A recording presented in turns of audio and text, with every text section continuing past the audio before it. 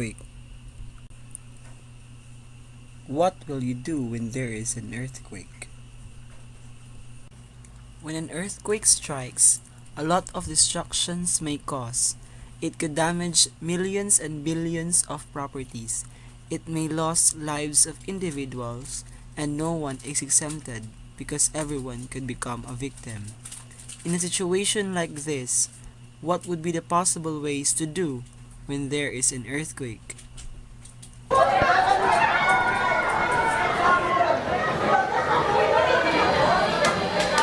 When there is an earthquake, people tend to panic. But no, they shouldn't, because it will only cause more injuries and damages. The best way is to drop, cover your head, and crawl under tables or chairs to protect yourselves from falling objects. Stay away from windows, cabinets, or doors, especially if they are made of glass, because it may shatter anytime. Hold on until the shaking stops, then that's the time people will go out of the building. Always remember that buildings and trees could collapse because of the earthquake.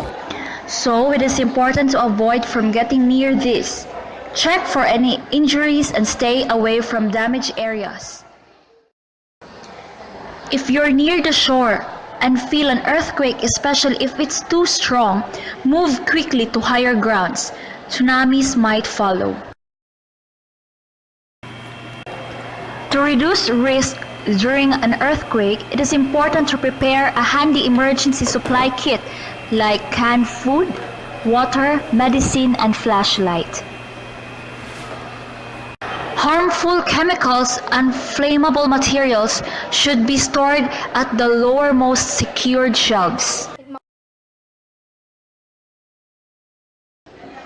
Know the earthquake hazards in your area.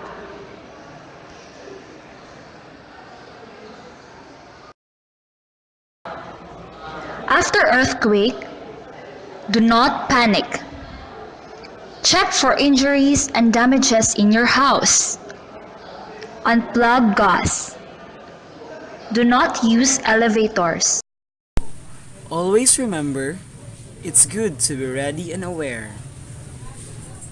Keep safe, everyone! And if you only die once, I wanna die